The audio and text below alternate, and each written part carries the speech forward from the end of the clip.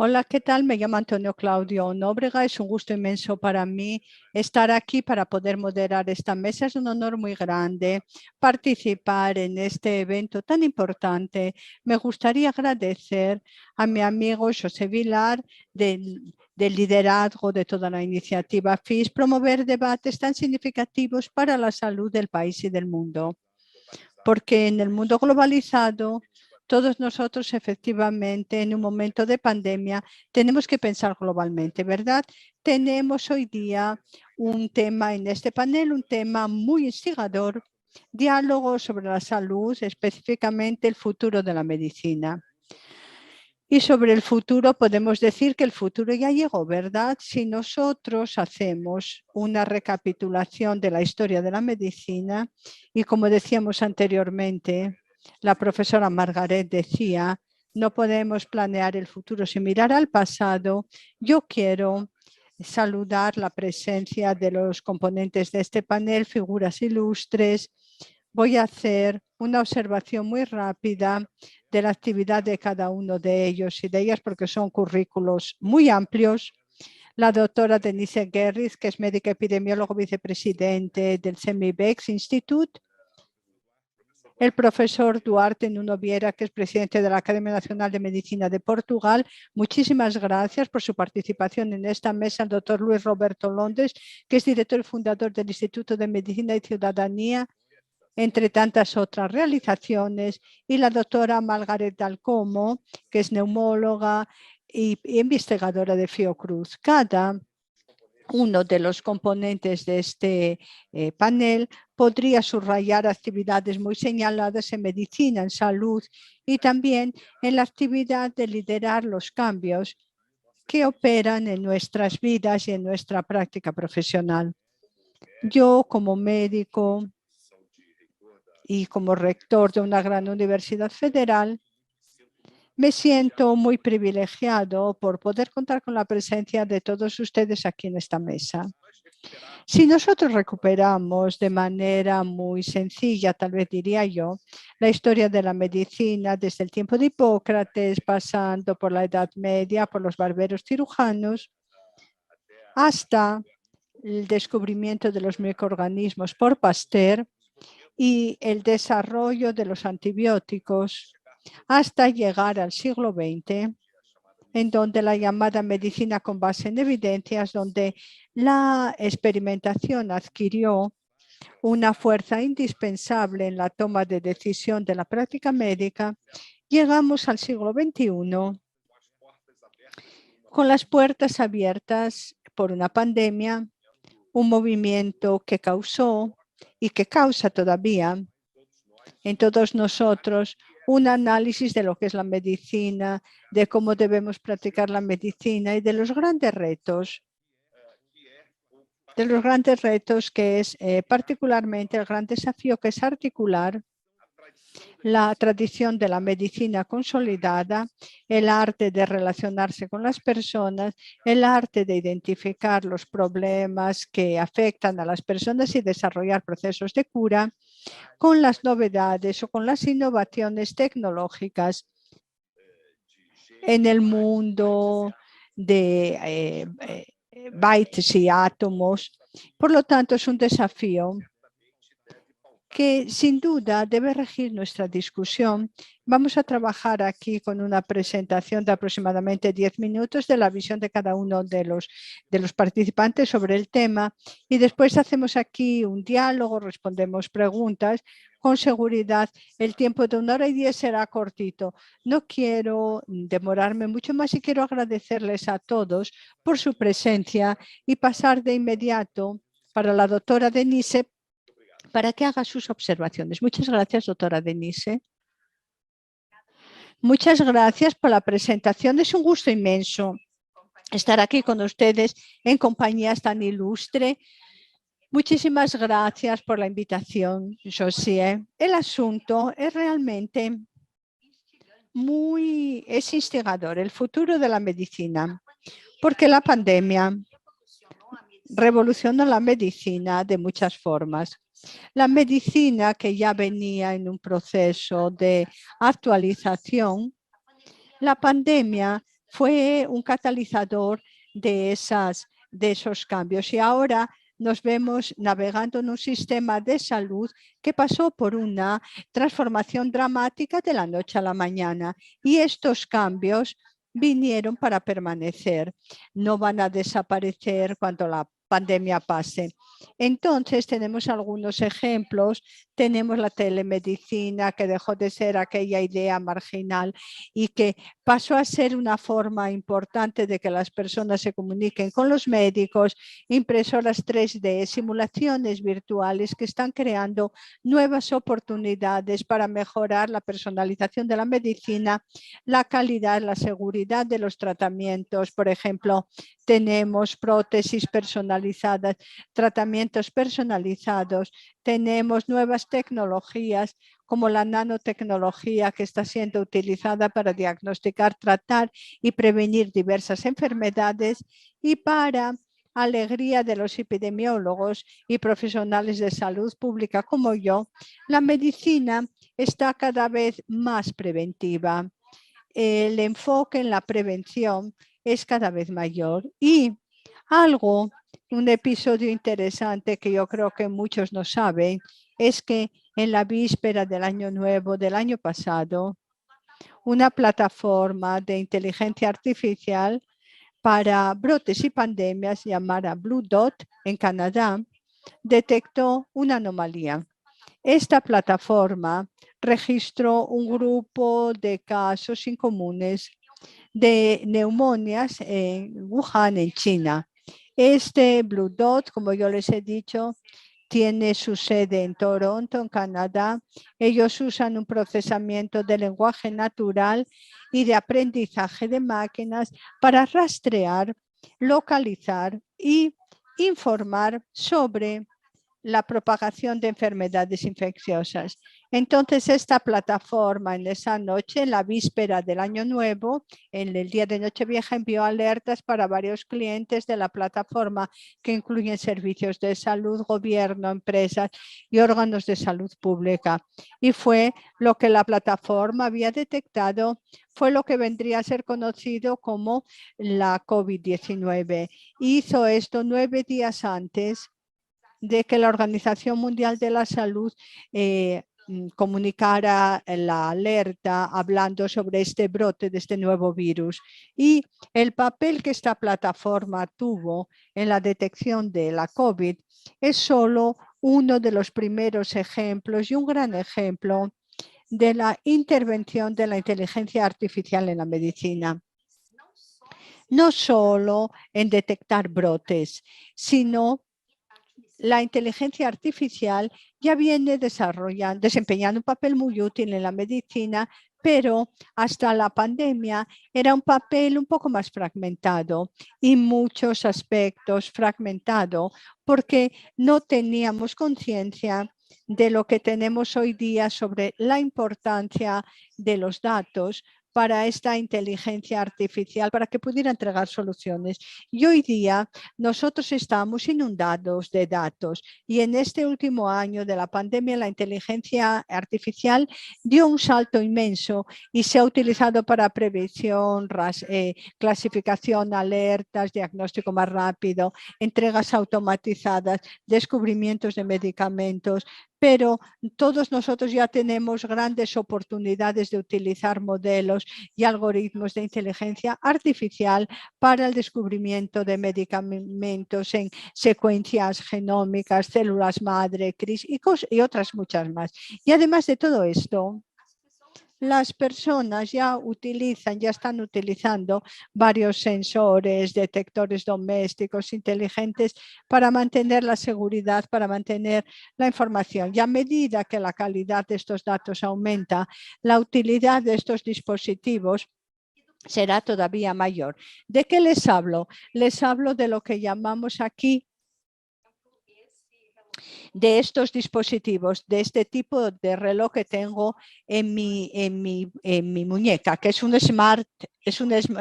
smartwatch, que monitorea mi frecuencia cardíaca, mis hábitos de sueño, mi saturación de oxígeno, mi actividad física, mi dieta, y tiene también Tiene también hasta salud mental en el términos de meditación y en términos de otras utilidades también. Además de todo esto, este reloj puede detectar fibrilación atrial, disnea del sueño e incluso la diabetes. Cuando yo salgo para andar de bicicleta sola, mi reloj puede detectar una caída, si yo caigo, si no me estoy moviendo, va a llamar inmediatamente para un servicio de emergencia para un amigo o para un familiar. Y esto yo voy a cerrar este tiempo en el sentido de que es un asunto muy instigador y voy a concluir con una visión del futuro. Esta visión no es muy larga.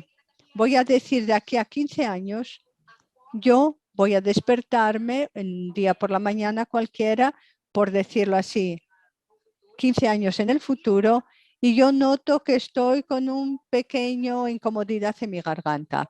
Yo voy al cuarto de baño, cepillarme los dientes y el sensor infrarrojo en el espejo del cuarto de baño va a ver mi temperatura. Un poco después de terminar de cepillarme los dientes, voy a recibir una alerta de mi asistente médico de la inteligencia artificial que hay algunas mediciones que están anormales en mi muestra de saliva y que parece que estoy con fiebre. Y esta inteligencia artificial va a sugerir que yo haga un test de análisis de sangre con una agujita en el dedo y mientras todavía estoy desayunando, mi asistente médico ya volvió con el análisis que yo puedo tener una gripe, que yo puedo estar resfriada, el tipo de gripe que puedo realmente tener, ya sugiere 2 horarios de videoconferencia con mi médica, caso yo quiera consultarla. Y cuando yo llame para mi médica, la médica ya va a tener en su sistema todos los resultados de mis análisis, todos los detalles de mis síntomas. Ella va a prescribir una medicina o un medicamento, paracetamol o lo que sea, que se entregará, que un dron entregará en mi domicilio en el mismo momento. Y yo voy a dejarles a ustedes esta imagen tan sugerente, incluso para instigar los debates de cómo yo veo la medicina del futuro. Muchas gracias.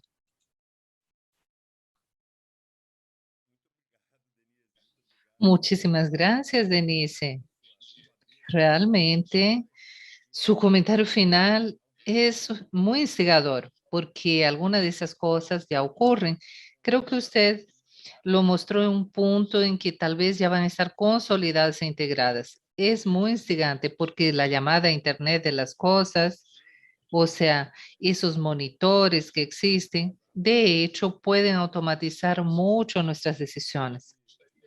Me gustaría entonces ahora pasarle la palabra al doctor Duarte y me gustaría pedirle que él también hiciera su exposición trayéndonos esa visión que él nos mostró, que nos mostró Denise, para el individuo médico, para la relación médico-paciente. ¿Cómo esas dos realidades pueden dialogar? Gracias, profesor.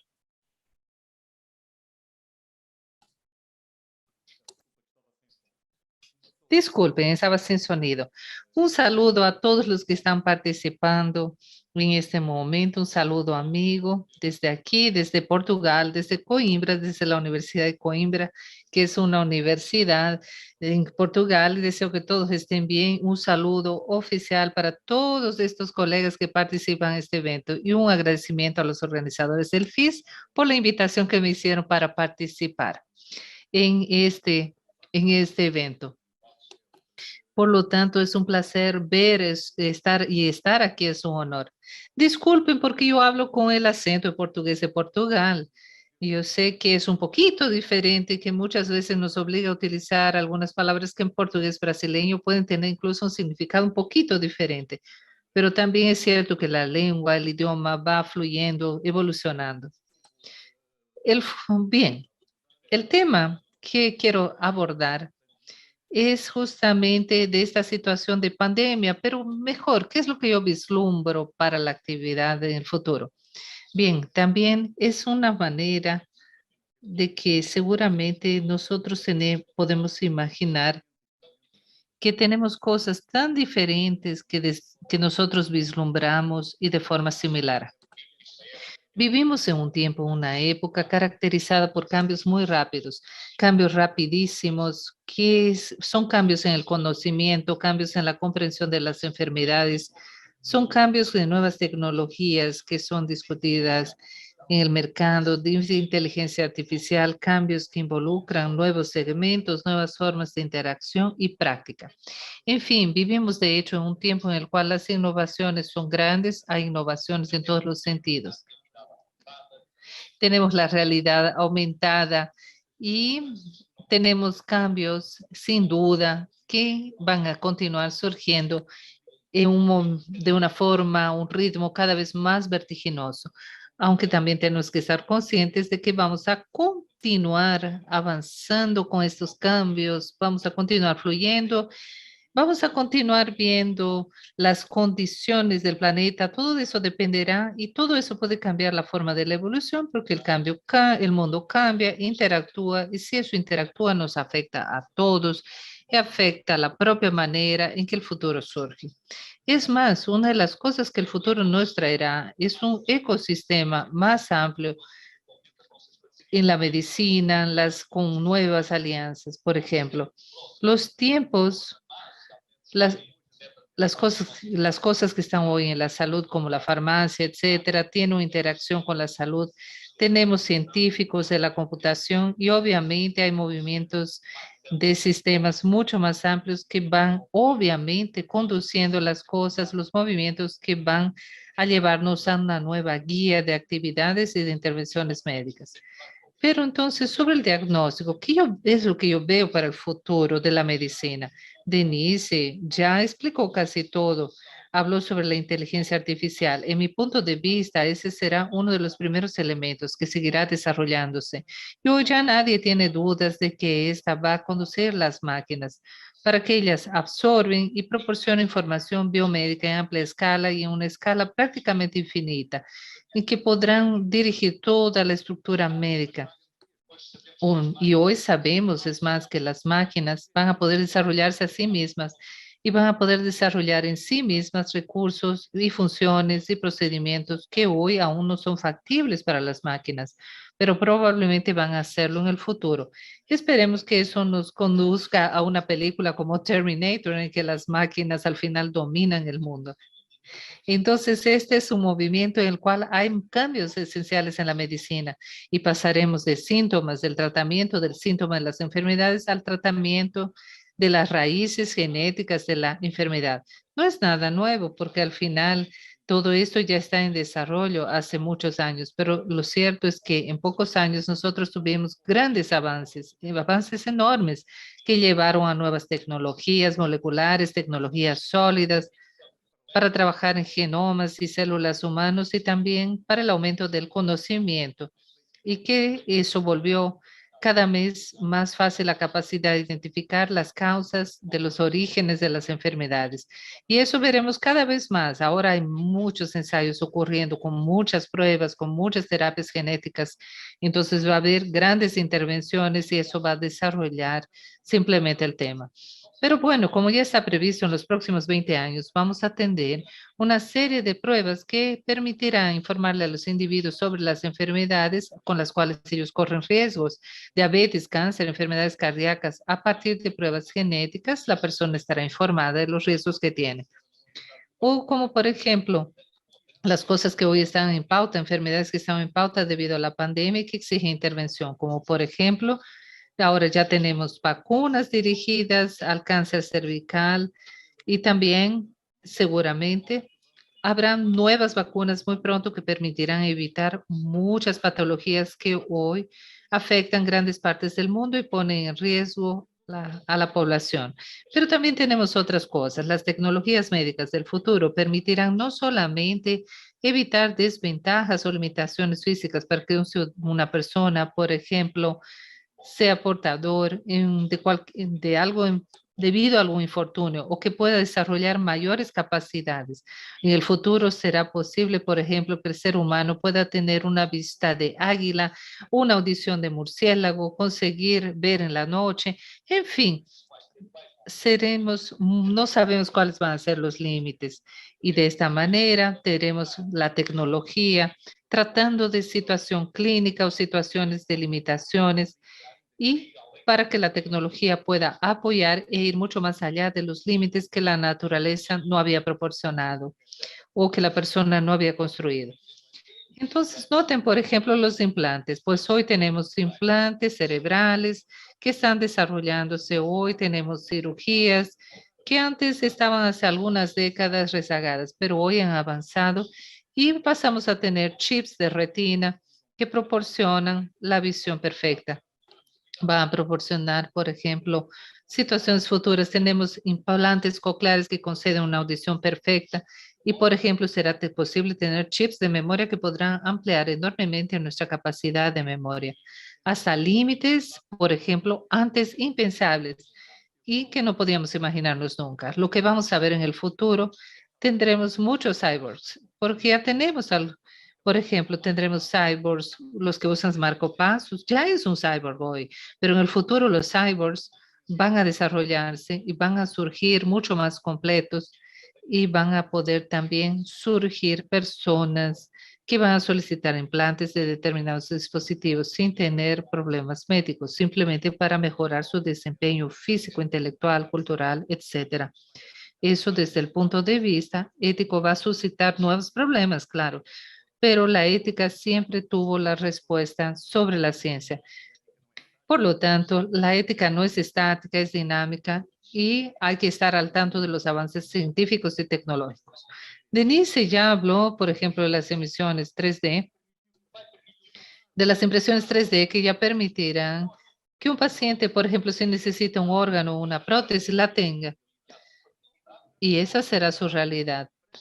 Por lo tanto, están en franco desarrollo y en los próximos 15 o 20 años van a ser una ayuda fantástica para el tratamiento de muchas patologías y van a ser introducidos y permitirán determinar tipos de infecciones, todo determinados de poner diferentes tipos de medicamentos, las dosis correctas en los tiempos exactos para el organismo y de la manera que un tratamiento puede permitir. Les repito, todo eso asociado al desarrollo de la fármacos genética y de hecho en el futuro los medicamentos van a ser preparados individualmente y no de esta manera colectiva. A partir de las pruebas y de las características genéticas de la persona, se preparará un medicamento más adecuado para sus características genéticas. Y no serán medicamentos industriales iguales para todos, porque sabemos que cada medicamento tiene un determinado tipo de reacción, o por ejemplo es diferente a los homeopáticos, para que así la respuesta sea la adecuada.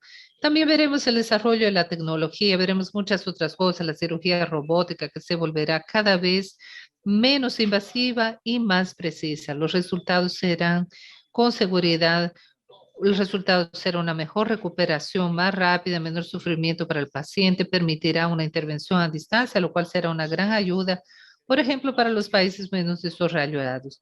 Y también será una puerta para la equidad, para el acceso a la salud y para el acceso al tratamiento y para desarrollar muchas otras cosas de las cuales hemos hablado aquí.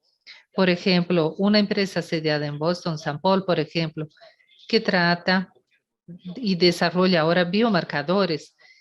Eso se tratará de determinadas patologías de foro psiquiátrico y también de otras por medio de biomarcadores que permitirá detectar las enfermedades, detectar si hay problemas de salud y cuáles pueden ser seguidos y debidamente tratados. Ya ni voy a hablar de la telemedicina porque la pandemia ayudó a consolidarla como una realidad. Entonces creo que ahora todos vemos la enorme importancia que la telemedicina tiene. Aún tiene, claro, algunas limitaciones, sin embargo, todo eso nos permite hacer a distancia una ausculta cardíaca, un seguimiento, un examen físico de la persona. A medida que se vaya desarrollando la telemedicina, se tendrá una aplicación cada vez mejor, cada vez mejor. Y por último, todas esas otras cosas que van surgiendo, como por ejemplo los wearables para los usuarios, que le traen aquí cosas como el reloj de Denise para hacer un monitoreo de una serie de cosas en tiempo real y transmitiendo eso inmediatamente y permitiendo así una alerta y permitiendo incluso saber cuáles son las unidades de medición, pues para saber si la persona está entrando en una situación delicada y si necesita apoyo. Y todo eso para darle respuesta a lo que el magnífico rector preguntó. Todo esto va a traer un movimiento y algo que tenemos que asegurar en el futuro es que tenemos que tener todo esto dentro de un potencial que nos permitirá darle más vida a los años y más años a la vida y también más vida a los años. Y así vamos a tener todo ese potencial y es necesario continuar trabajando en el sentido de asegurar la máxima accesibilidad, es decir, reducir las desigualdades. No permitir que estas tecnologías vayan a acentuar todavía más estas disparidades, porque obviamente si permitimos las disparidades serán mayores y entre personas del mismo continente, entre países en función de su nivel económico, y esta acentuación de las disparidades es algo que desde el punto de vista ético tenemos que evitar y por lo tanto tenemos que intentar transformar estas disparidades y tener un mayor sentido de la igualdad, de la equidad y de oportunidades. Y determinar los objetivos que no tienen que ser solo los del desarrollo, sino también que tienen que ser objetivos del pasado. Inclusión, equidad y igualdad de oportunidades, que sería igual porque nada merece la pena si no llevamos en cuenta la dignidad de la persona humana y los principios de la solidaridad. Y es importante que estas nuevas tecnologías y todos esos aparatos no pongan en peligro la relación con el médico, que es siempre el primer punto de cualquier terapia. Yo siempre suelo decir que el primer acto terapéutico es darle la mano al paciente. Este primer acto terapéutico, que muchas veces es el principal gesto y es la terapéutica fundamental. Pasé un poquito de mis 10 minutos. Muchas gracias. Perdonen el acento que hace más difícil realmente la comprensión. Es fantástico, ese acento portugués es maravilloso. Después de escuchar a Duarte, creo que todo el mundo tiene que correr para leer el padre Antonio Vieira, esa de Queiroz Saramago y todos los nuestros autores maravillosos. Sensacional, realmente. La palabra ética está presente en todas las relaciones humanas y en todas las relaciones con las tecnologías también. Yo tengo la seguridad de que el tiempo será corto. No voy a ocupar el tiempo, le voy a pasar la palabra inmediatamente al doctor Luis Roberto Londres, un gran liderazgo. Muchas gracias, Luis Roberto, por estar aquí con nosotros. Sus consideraciones, por favor.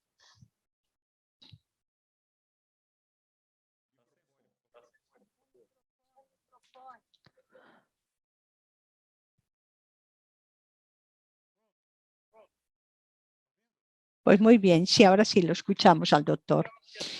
Quería recordar que hice maestría en filosofía en la Pontificia Universidad Católica de Río. En la primera clase me dijeron una frase que decía la siguiente: todo vuelve a lo que era, solo que diferente. Y Nietzsche tenía allí el eterno retorno de las cosas.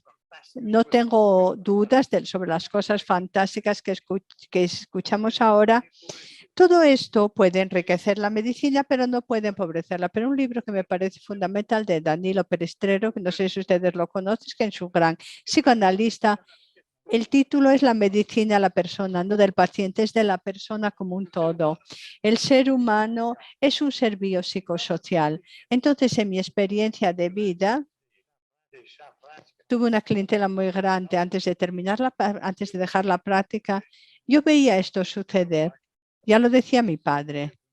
Yo estoy un poco frustrado, fui un buen alumno, estudié. La mitad de los pacientes que vienen aquí al consultorio no tienen enfermedad física. Y realmente yo los miraba a los ojos y pensaba, todo esto realmente, esta vida está dejando a las personas enfermas. Él era cardiólogo y en la conversación uno llegaba a puntos de que aquello tal vez no fuera algo físico, era alguna cosa generada por la mente de la persona. Entonces yo recuerdo que en aquella época no había radiología, algunos exámenes. En aquellos tiempos se llamaban exámenes complementarios y hoy se llama de medicina diagnóstica. Yo digo siempre que la medicina diagnóstica está aquí, en el razonamiento clínico, porque no sé dónde encontré esa diapositiva que dice: póngase cerca de los aparatos. Este aparato no tiene cerebro, use el suyo. Conversando con la persona, uno conseguía llegar a un diagnóstico. Voy a citar un libro de un autor, Howard Barrow, y que dice algo que era mi experiencia. Una anamnesis bien realizada tiene el 90% de probabilidades de llegar a una hipótesis diagnóstica correcta. Los análisis eran hechos para confirmar y cuantificar esa hipótesis. Entonces, la economía que se hacía en aquella época era brutal. ¿Cuántos remedios no eran recetados? Y lo que dijo usted en su charla tan importante, establecer una relación con el paciente era algo fundamental, porque entonces la persona llegaba y sabría de una forma mucho más intensa, en lugar de relatar síntomas. Entonces, yo creo que esto es lo que va a suceder de nuevo, con toda la riqueza que ustedes dijeron, y que Margarete va a hablar sobre eso sin duda también, pero yo creo que este será el punto principal, que es establecer la relación personal entre médico-paciente y hacer una anamnesis completa. Yo creo que esto no hay duda. Yo creo que no hay duda que lo que estamos viendo aquí es que en los días de hoy existe esta transparencia. ¿Alguien vio la película 1984? Que todo el mundo veía todo, el Gran Hermano en aquella época. Todo esto está sucediendo de cierta forma, pero el lado psicológico. Voy a citar dos hechos rápidos aquí. Un paciente llega un día a mi consultorio con 4 síntomas. Yo tenía 1 año y medio de recibido, pero había tenido a Carlos Chagas y otros maestros excelentes. Y él vino con 4 síntomas que no tenían el menor sentido uno con el otro, no tenía la menor coherencia. Yo había pensado que para hacer un examen físico había que tener alguna hipótesis en la cabeza. Y yo continué hablando y en algún momento entendí lo que era que me decía: doctor, yo fui al Mundial de Fútbol en Inglaterra y cuando vine su gesto, fui a pasar la Navidad en San Paulo, pero 2 meses antes pasó esto y sucedió esto. Después fui no sé a dónde y pasó otra cosa. Yo pensé, fue el primero en julio, después en noviembre, 3 meses antes en septiembre. Lo dejé todo de lado y fui a su vida personal en la anamnesis. Hablando con él y tal, tuve mi noviazgo en septiembre. Empecé a hablarle sobre el noviazgo. Y me dijo: ¿y todo esto qué está? ¿Está molestando su noviazgo? Él se puso la mano en la cabeza y dijo: creo que mi noviazgo que me deja así loco. Él quería mucho a su novia, la quería muchísimo, pero él cambió de empleo. Ella era muy rica, familia rica, para poder ganar más, y señaló la fecha de la boda.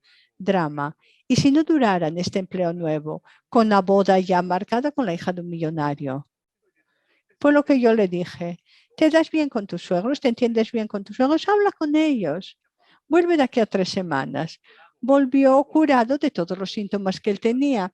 Muy contento, muy contento. El suegro le dijo: no, vas a ser un buen marido para mi hija, te queremos mucho. Y esto fue un hecho muy importante. Hay otro caso que yo cito aquí rápidamente. Un conocido fue a verme al hospital, me dice: ven a tomar un café conmigo, y entonces me dice: ¿acertaste el diagnóstico de mi hija, de mi hermana? Dijo: no, no sé, no conozco. Tiene una enfermedad rara. Y entonces yo recordé que me había dicho, y yo le dije: te voy a explicar cómo hacerte el diagnóstico de esa enfermedad rara. Te voy a contar una cosa y me dices cuál es el personaje.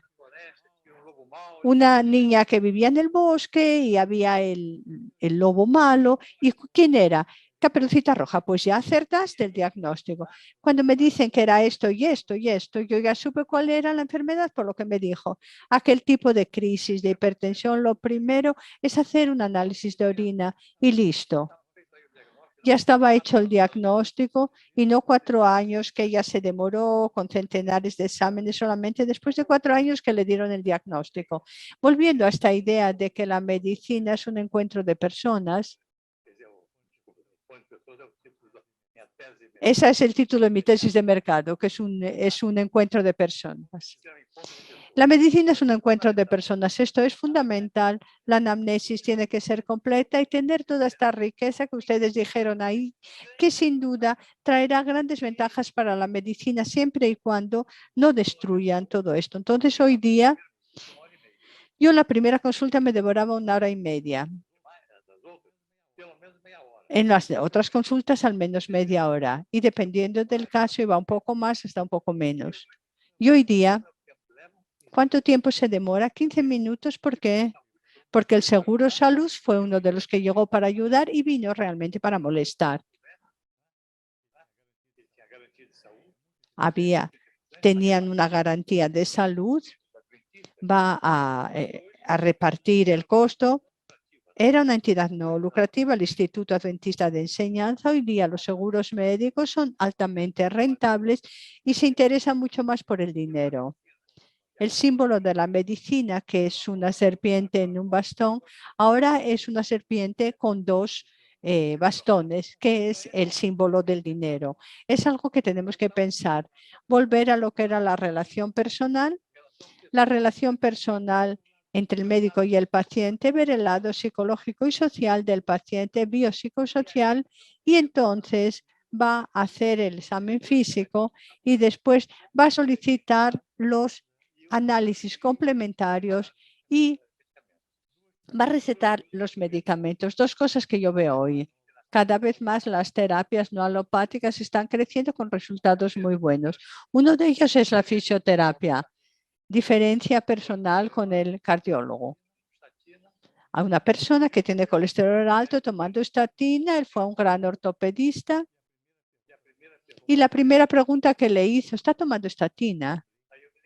Entonces yo recordé de un vuelo en la antigua Bari que el comisario de bordo, sabiendo que yo era médico cardiólogo, me dijo que tenía colesterol alto y todos los años antes de hacer los análisis para Bari, tomaba té de berenjena y el colesterol volvió a lo normal.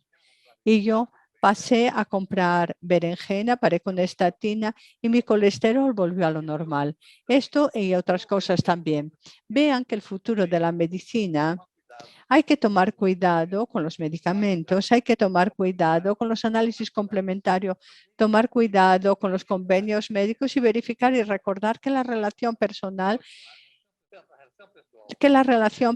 y la anamnesis son los 2 puntos principales para la actividad médica.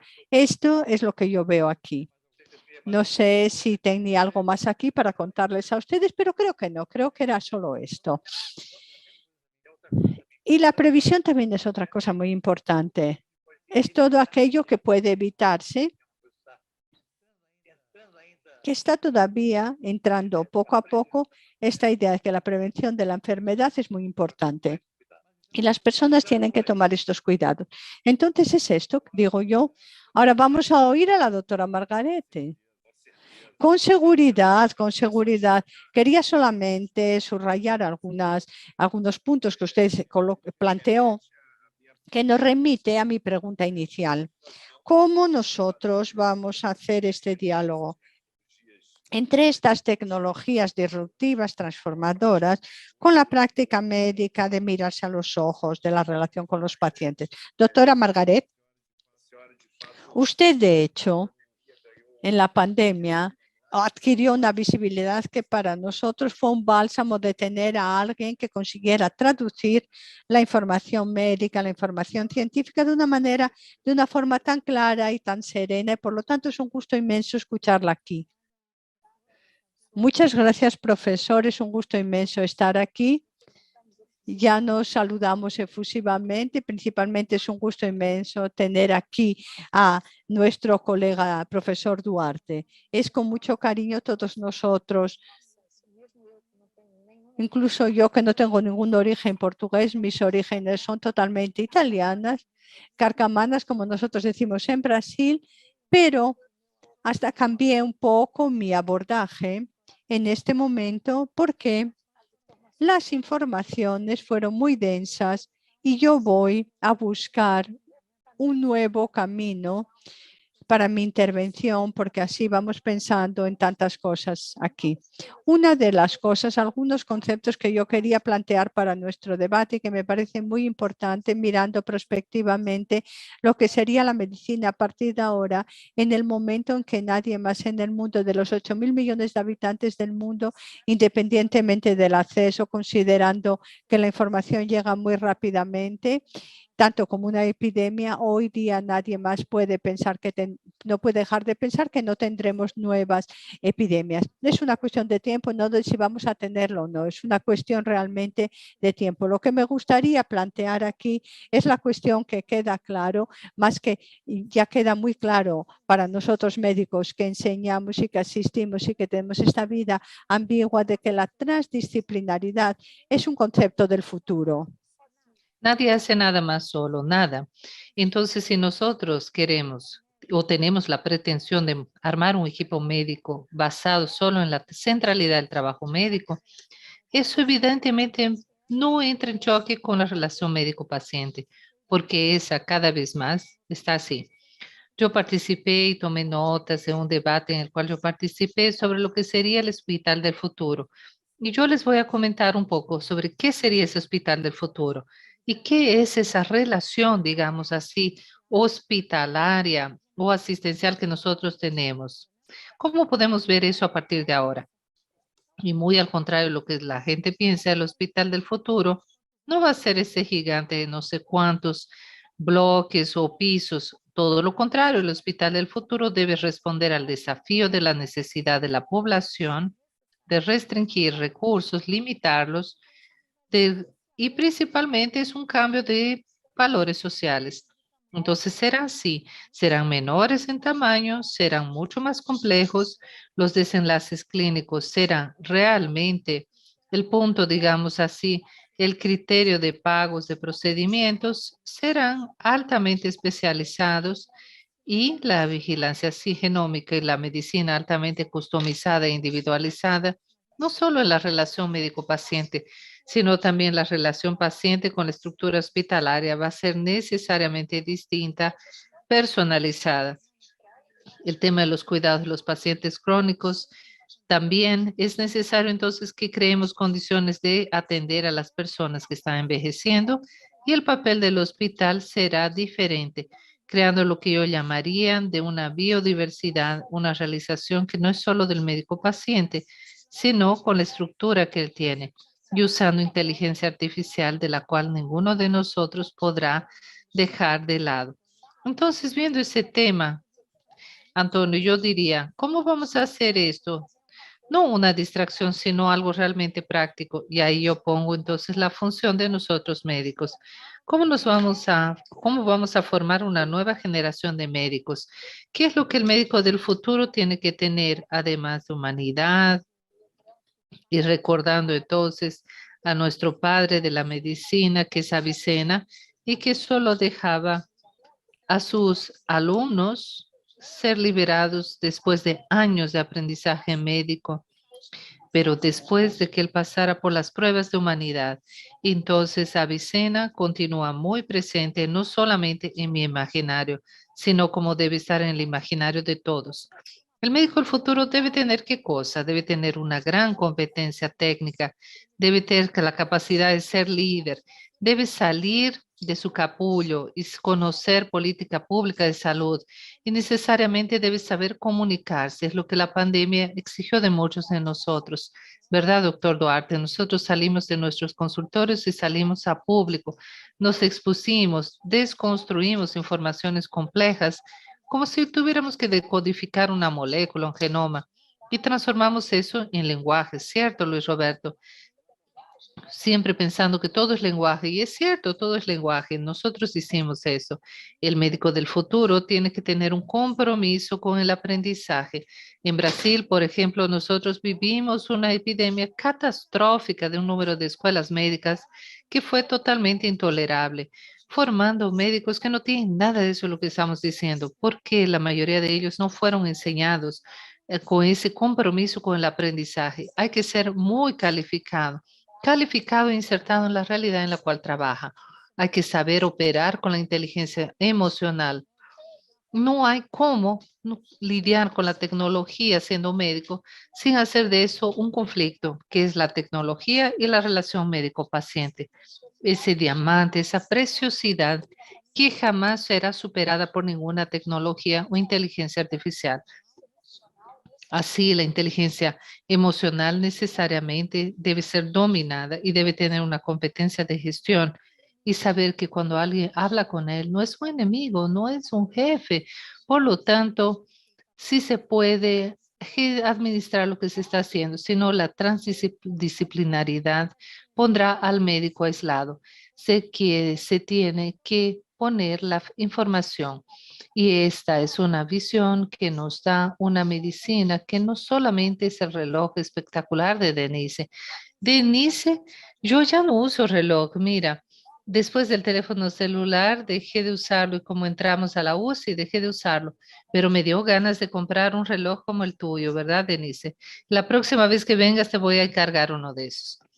Bien, en último análisis yo quiero decirles que ese despliegue entre lo que son los nuevos hallazgos, la prospectiva, la estructura de la salud, la humanización de la salud, todo eso es un conjunto holístico de cosas que necesariamente, ya hablo aquí con el rector de una gran escuela médica que es la URFI, profesores de la Universidad de Coimbra y grandes formadores médicos, diciéndoles que esta formación es la que necesariamente nuestros alumnos tendrán que tener a partir de ahora.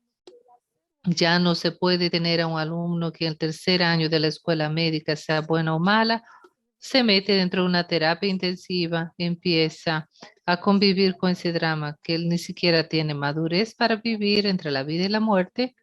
Y por último, yo quisiera decirle, Antonio, la nueva medicina tiene que humanizar la muerte.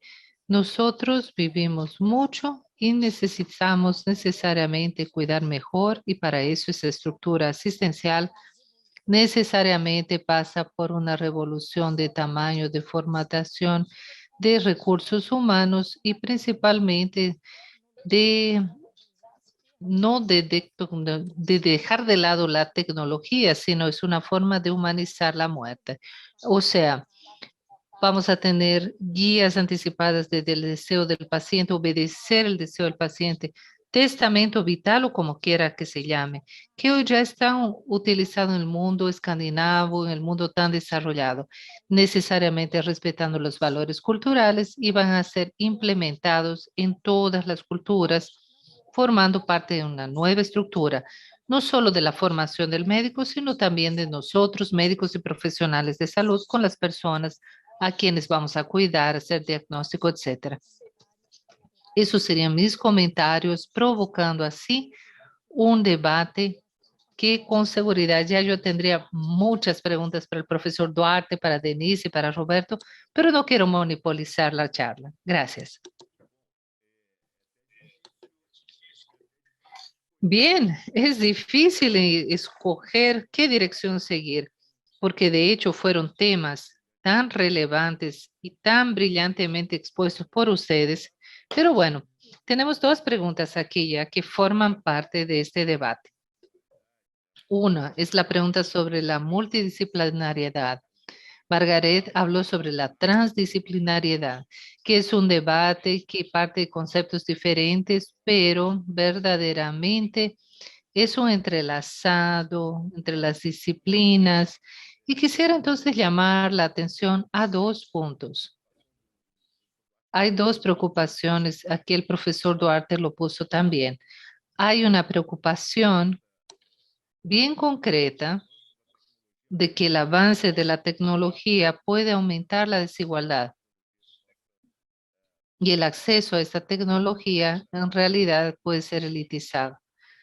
Aunque la historia del desarrollo tecnológico muestre que el acceso es restringido y a medida que aumenta la escala, gana alcance para el uso de esas tecnologías. Y podríamos enfocarnos aquí, pido el comentario de ustedes sobre el tema de lo que tal vez nosotros no hacemos muy bien en los colegios médicos en Brasil, principalmente en Brasil, que es el aprender a aprender. Por lo tanto, siento que aún vivimos en Brasil lo que se llamaba de enseñanza bancaria, que es la transferencia de contenido para el alumno, como si fueran vacíos de cualquier capacidad analítica y necesitaran ganar contenido. En segundo lugar, esta lógica es cada vez menor, si existe lógica para esa actitud, porque lo que nosotros necesitamos es aprender para hacer. Y aquí quisiera pedirle el comentario, un comentario de la propia Denise, para esa visión de vacunas, por ejemplo, con médicos de diferentes edades y aprender sobre vacunas, aprendiendo sobre el hecho de no ser 100% capaces de bloquear. Quisiera entonces saber un poco su visión, Denise, y claro, de todos, para aprender sobre el resto de la vida, como somos médicos y médicas. Y eso es lo que nosotros estamos viendo. Y aprender no solamente el contenido de la tecnología, sino a ser reprovocados, si se puede decir eso, sobre la humanidad, sobre la relación médico-paciente. ¿Cómo se ve esa relación para el aprendizaje, para su continuidad, Denise? Denise está sin micrófono. Gracias por su pregunta. Es algo que yo veo durante la pandemia, incluso que me hace reflexionar sobre esta pregunta. Yo estudié medicina en la Universidad Federal de Minas Gerais con profesores excelentes en una universidad que en la época que yo estudié hace muchos años, no sé decir hoy, pero antes era un curso excelente. Y un gran detalle que yo veo es que seguí el camino de la salud pública y epidemiología, pero la formación en la escuela sobre ciencia, sobre cómo se hace ciencia, sobre artículos científicos, eso entra mucho en ese tema que se pone sobre la falta de preparación que yo veo en el aprendizaje entre mis colegas ahora. En el grupo de WhatsApp de la medicina, por ejemplo, vemos que no existe esa formación y colegas que yo considero mucho, que consideraba como excelentes profesionales, pero que no tienen ese constante aprendizaje que usted mencionó. No existe esa formación científica de saber que la ciencia es dinámica, que la ciencia cambia y de tener esa, ¿cómo diríamos? Ese aprendizaje. Y yo creo que también es un tema que creo yo que en la escuela, por mucho que aprendimos, lo mucho que aprendimos allí, y uno sabe hacer una buena anamnesis, sabe tomar un buen examen, una buena muestra o hacer un buen examen físico, pero por lo menos no existe, en mi experiencia personal, no existía ese incentivo de realmente ese aprendizaje continuo. Entonces, no tengo respuestas para esto. La pandemia mostró una debilidad muy grande en el medio médico en términos de entender cómo la ciencia funciona, cómo acompañamos a la ciencia. Y en ese sentido, yo le voy a pasar la palabra a otros participantes sobre las soluciones o propuestas, porque yo no tengo una respuesta sobre cómo tratar eso de una manera que sea eficaz, diría yo.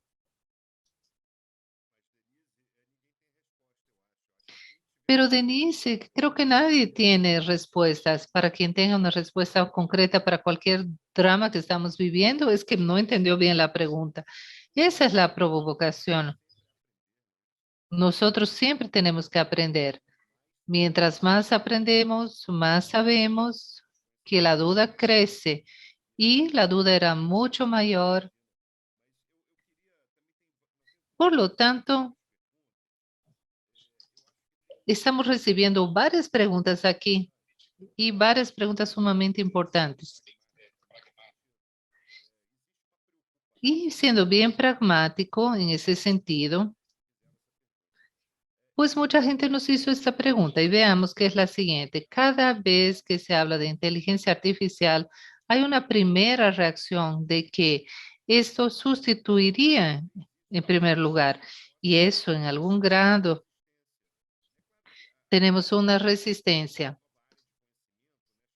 Tenemos una nueva área de conocimiento que está llegando a la medicina, al área tecnológica, y eso causa alguna cierta incomodidad con las personas que no tengan afinidad. Pero en ese sistema, ¿qué me diría sobre eso? ¿Qué me dirían ustedes sobre eso? ¿Quién quiere tal vez explicar? Puede ser otra charla, ¿verdad? Pero yo quiero escucharlo al profesor Duarte hablando sobre eso, porque él tiene una visión, como un europeo ve eso.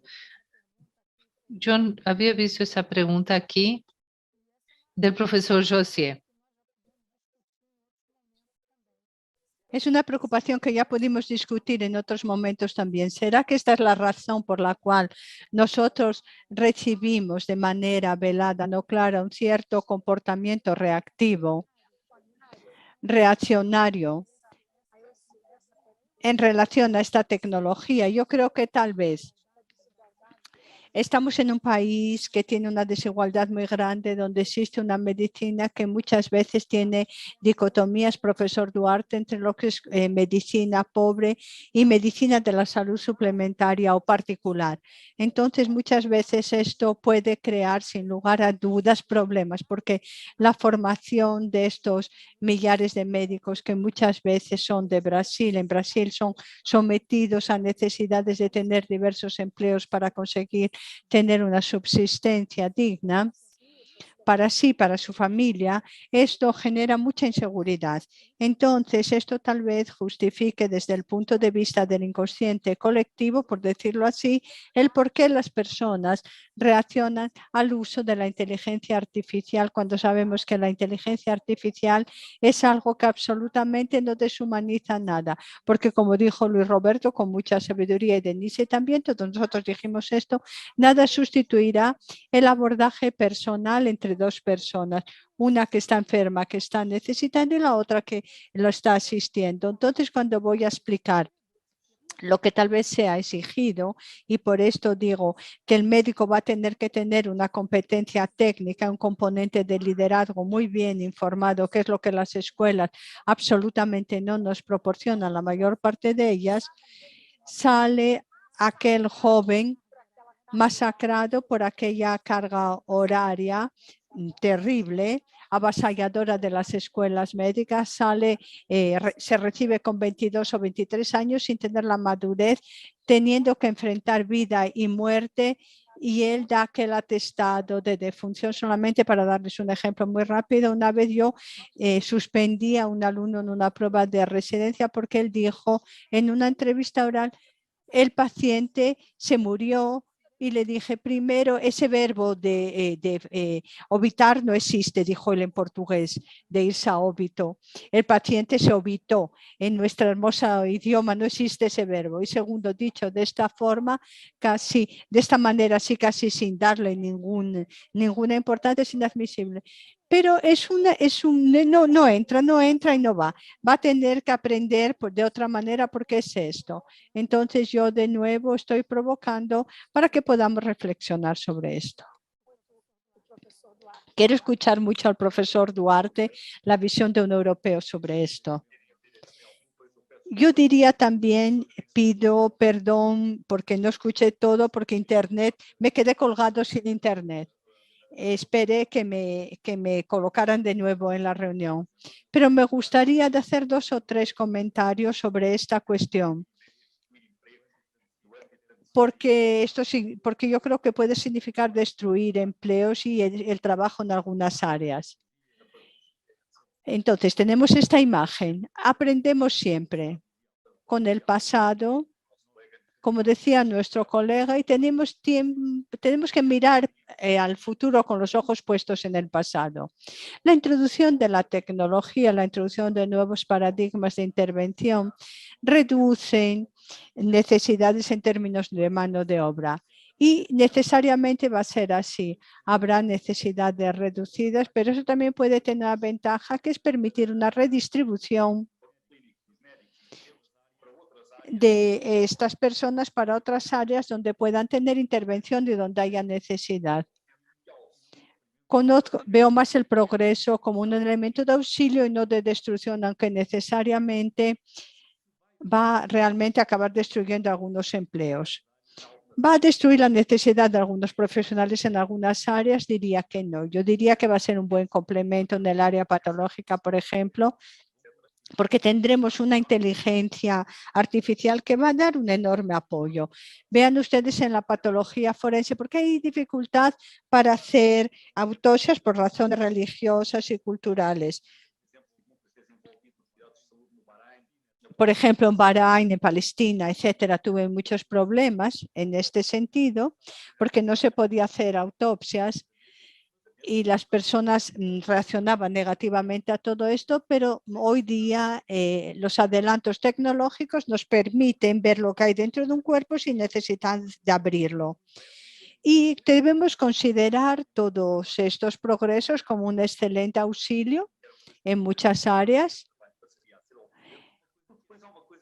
Yo creo que hay cosas que las máquinas nunca van a poder conseguir hacer, que es comunicar el resultado de un examen, que comunicar un pronóstico para el futuro, que es conversar con el paciente, hablar con la familia. Eso las máquinas nunca lo van a hacer mejor de lo que nosotros haríamos, porque nosotros sabremos leer a aquella persona, sabemos cómo transmitir la noticia y en qué condiciones transmitirlo. Entonces yo creo que nunca perderemos nuestro lugar, porque así que lo sepamos mantener, porque realmente nuestra profesión muchas veces no ha sido realizada de la mejor forma. Y la medicina no es solo tener conocimientos técnicos, la formación humana es muy importante. Luis Roberto levantó la mano allí, está tratando de decir algo ya hace un tiempo. ¿Puedo decir algo ahora o no? Puede, claro. 3 puntos. Es que las mutaciones se dan en... Las mutaciones son en la fase fetal, no es en la fase adulta. Y nuestra fase fetal es el estudiante de medicina. Brasil es el segundo país del mundo en escuelas de medicina. Solo la India es el único país que tiene más escuelas que Brasil. Si sumamos las escuelas en Estados Unidos y en China, este total empata con Brasil en términos de medicina. No se puede entender. Ustedes hablaron sobre escuelas. Que en la época en que yo me recibí, el estado de Río tenía 4 escuelas, todas públicas, 3 aquí, una en Niterói. Y los 2 hospitales mejores de Río, aquí de São Paulo, son los públicos o los beneficientes. Eran modelos de hospital. Esta noción de que la medicina sea algo social y humanístico es algo muy importante. Esto es muy importante y debe regresar, tanto en la enseñanza médica como en los hospitales. Otra cosa, ¿qué hacía yo en la Clínica San Vicente? Yo hacía cuestionarios mensuales, que a veces trimestrales, de cómo las personas estaban viendo la institución, los pacientes, los acompañantes, los médicos y los empleados. Esto fue una cosa fantástica que yo realicé, porque no era solamente la parte objetiva lo que interesaba, la percepción es algo fundamental. Lo que sucedió es que el porcentaje de aprobación fue aumentando hasta llegar al 97%. Y era aquella sensación casi familiar que existía allí. Este es un punto fundamental. La parte humana, toda la parte humana, es un punto fundamental en la medicina. Cuando hablo de medicina, parece un pleonasmo. La medicina tiene que ser humana. Es humana por sí mismo. Medicina humana es un pleonasmo. Y por hablar de otros estudios, voy a hablar rápidamente para concluir una frase que no me acuerdo de quién era, que decía: aquel que solo sabe medicina, ni medicina sabe. Abel Cardoso. Para ser sincera, esta fase es atribuida a diversos autores, a un médico de Porto también, y también era un médico catalán también, que es atribuido, sí. ¿Quién solo sabe medicina, ni medicina sabe? Yo ahora voy a ejercer el papel de moderador. Estoy siendo avisado que faltan 3 minutos para terminar. Sabía que no iba a tener tiempo, sabía que no nos iba a dar tiempo. 1 minuto, por favor, voy a pasar en la misma orden para hacer un cierre, por favor. Denise, ¿puede empezar? Claro. Voy a hablar menos de 1 minuto, pero quería tocar en ese asunto de la pérdida de empleo médico por debido a tecnologías. Yo creo que esto realmente es un engaño porque yo tengo la misma visión, comparto la misma visión del profesor Duarte, de que yo creo que en realidad va a aumentar la eficiencia de la medicina, de los médicos, va a crear la necesidad de equipos multidisciplinarios, de que trabajen con otras profesiones, ingenieros, administradores, enfermeros. Y en realidad yo veo que este temor de pérdida de empleos médicos sería infundado. Pero hay mucho que decir, me encantó participar con ustedes, no tengo cómo abordar todo, me encantó ver la visión de cada uno y una vez más, muchas gracias por la invitación y vamos todos a trabajar para un futuro mejor para la medicina y un futuro más igualitario y un futuro más justo para todos. Muchas gracias. Muchas gracias, Denise. Profesor Duarte. Muchas gracias. Solo para concluir, quiero agradecer la invitación. Es un privilegio haber podido participar. Es un honor poder haber estado con colegas y decirles lo que yo espero sobre el futuro.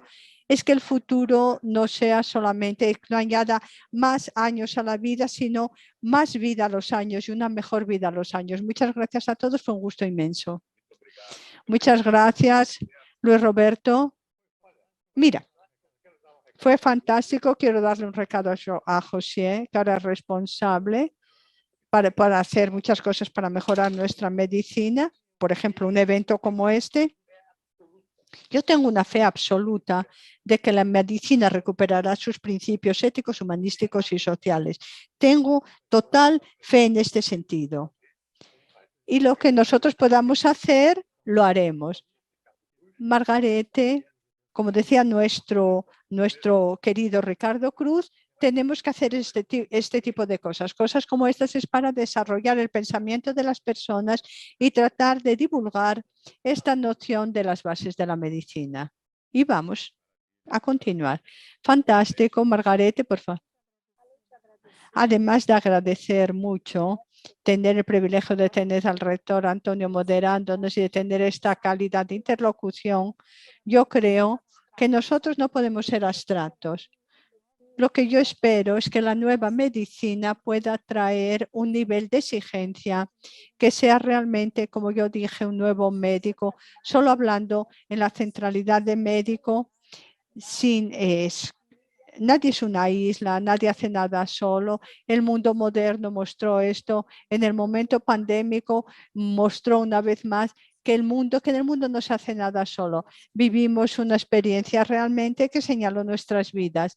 Y el médico, hablando en nuestro universo, nosotros no podremos dejar a un lado que nosotros tenemos que entender la inteligencia artificial, la inteligencia emocional, la relación médico-paciente y entender de una vez por todas, y esto no tiene dicotomías, doctor Antonio. Esto es lo mismo. Cuando yo hablo en humanizar, hablo también de mejorar la calidad de vida de aquellos que nosotros asistimos. Y el profesor Duarte dijo la frase total: no necesitamos tener más años, tenemos que tener años con más calidad de vida. Es esto lo que yo creo que cada uno de nosotros puede hacer su parte sin dejar de lado aquello que la modernidad, vamos a recordar solo para concluir, Antonio, la vida en el año 1000 era muy mala. Las pestes de la Edad Media eran muy malas y muchas epidemias serían controladas.